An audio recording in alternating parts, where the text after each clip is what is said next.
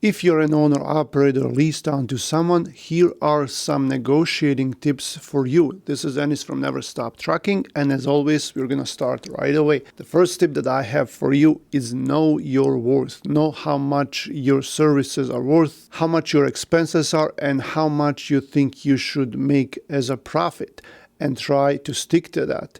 Of course, we have these changing market rates, but you have to know what you want to accomplish. There are some drivers that are satisfied with whatever they can get as long as they're moving, as long as they're paying their bills.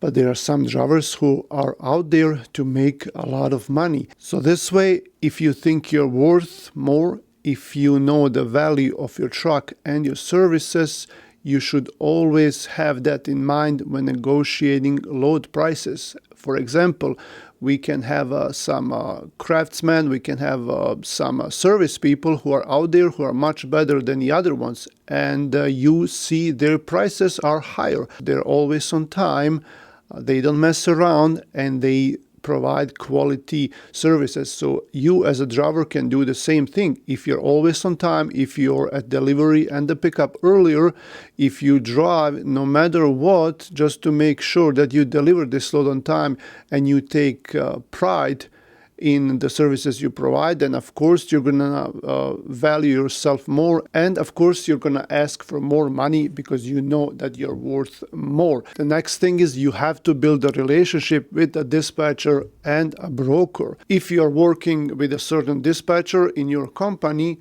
then you want to make sure that you guys have this connection, that the dispatcher likes you and you like the dispatcher.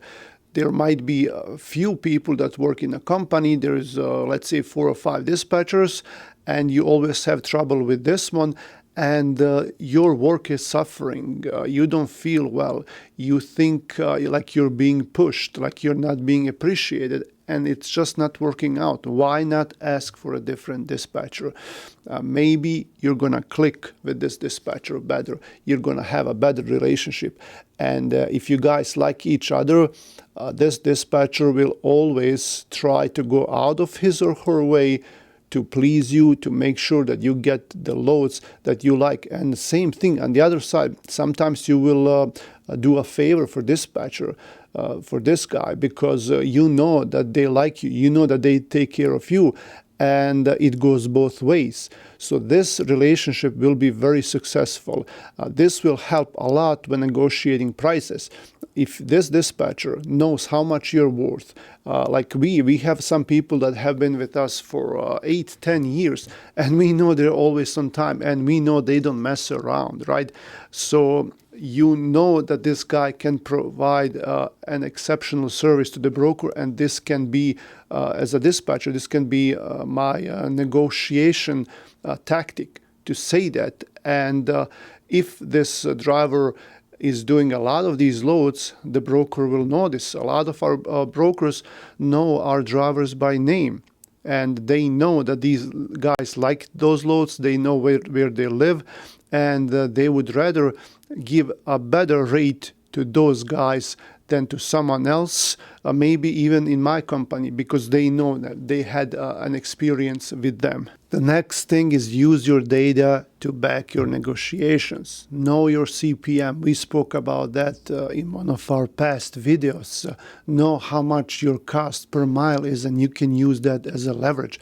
Know in which markets you are going to as far as the rates go. If you know you're going into a bad market, you can use that as your negotiation tactic to get a better load, better rate. Now, we know that in these markets right now, it's hard to negotiate on anything, but you can at least try. It's not gonna hurt. Another thing to know is to know some specifics about a load, especially if you're not certain if you want to do that load, and if you're having second thoughts.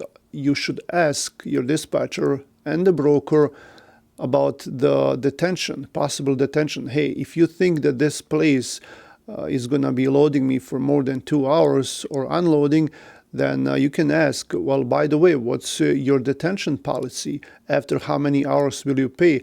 How much you're going to pay?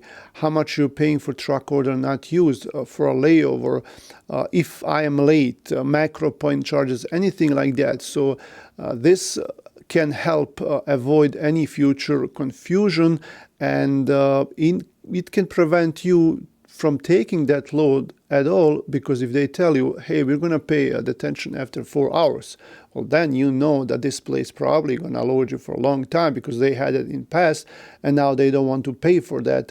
And are you going to wait 6 hours there and be paid only for 2 for detention?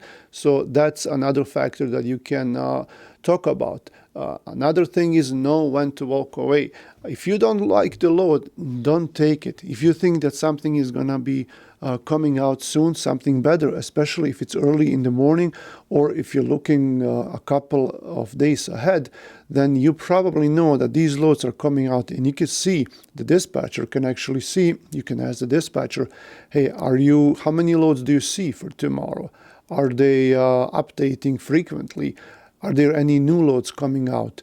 And based on that, you can decide whether you're going to wait for a better load or not.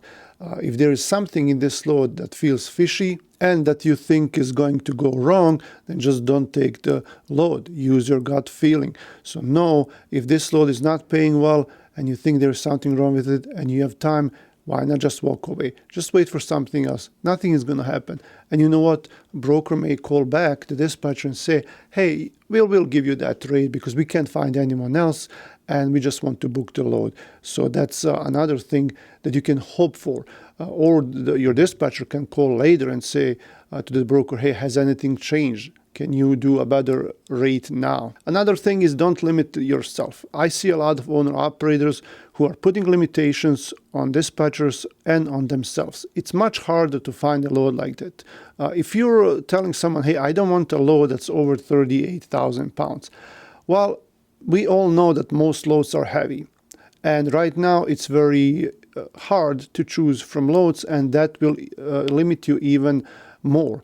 And we all know that most trucks can scale up to 44 to 45K. Some heavier trucks can't. I understand that. So if they're specifically, like if the fifth wheel is specifically moved to certain points, then that's in rare instances. But most trucks should be able to scale at least 43.5. And if you limit yourself on lighter loads and you never want to take a heavier load, when we post a truck and we look for loads and we see that there are 100 loads out of a certain area, right? And then you go down on your weight, you use that slider or put down the maximum weight to like 38 or 40,000 pounds, then you may see only half of those loads. And even if you call those other loads, sometimes the posted weight is not correct. Sometimes they will, tell you that this load is weighing even more. So that's going to be very hard. Same thing on the areas. We have some drivers who only go to like 3 or 4 states, and that's it. And I keep telling you, hey, nothing is going to happen if you go to that neighboring state. If there are no loads going to Ohio or Pennsylvania, you can go to Kentucky, right? You can go to Wisconsin. But some drivers are just limiting themselves, and it's going to be very hard to make some money, especially in these times, if you put those limits on dispatcher. And there are other limits as well. Like I don't want certain products, I don't want to go to certain shippers or receivers. If this receiver is really bad and you know that you're going to stay there for hours, that's fine. I would not go there either, and I would not even send my truck there. But if you had a flat tire at this one place 2 months ago, and you still remember that, and you don't want to go there anymore, then that's really not working in your favor. If this is a trash place and they have metal pieces all over the floor, like they do scrap or some kind of recycling, okay, I understand that. But if this is a normal company and you happen to run into a nail on your parking lot, that doesn't make any sense. Next thing that you can do is to highlight your special skills or special equipment that you might possess. So when you negotiate, when you tell the dispatcher, hey, book this load for me, and you make sure you tell them that. Or if you're talking to the broker yourself, then you can tell them, all right, I have a Twig card. I have been doing this for 20 years. I have experience in all kinds of equipment. I used to do oversized loads. This will not be hard for me. I used to go to that place. I know that place. I have been to that place many times. I have 20 straps. If you highlight something like that, or a situation that you are in, like, hey, this load picks up in the morning at 10 a.m. and a lot of brokers will be hesitant to give this load to someone that's not empty early. You make sure you highlight that. You tell them, I'm going to be empty tonight. I'm going to be empty at 8 a.m. I will get there tonight. This place opens up at 7 a.m. I go there all the time. They will have me empty by 8 a.m. Okay, I have fresh hours. I just did my 34-hour reset, or I did my 10-hour reset, and I know this route. I know where to take the faster loads. I know how to avoid traffic. Anything, and this can be said in 20 seconds. Don't make it too long, right? Don't make a story about this. Like, no one has time when you're at work and you have like 5 phone calls ringing all the time. But just do it very quickly and tell them. All right, give them like 2 or 3 reasons. You don't have to go over 10 reasons. 2 or 3 reasons why they should give you this load. One can be about your special skill or experience, and the other one can be something about your equipment. And the last thing here is stay professional and firm, right? You want to have that integrity. You want to save your honor. And you want to be professional, right? If you tell them, no, I can't do it for this rate, don't go there after 10 minutes and say, well, I changed my mind, I'll do it, right? No, I'm not going to do it for this rate. If you can come up, fine. If not, I respectfully decline this load. I'm going to look for something better, right? There is no need for hard words, for swearing, for yelling, anything like that, right? You just tell them, hey, this load is not paying well enough. I can't take it.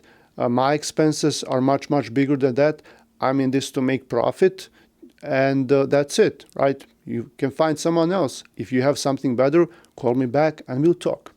This is Anis from Never Stop Trucking. If you want to work with us, with Usora Express, call me or email me. My info is in the description of this video. Thanks for watching. See you around.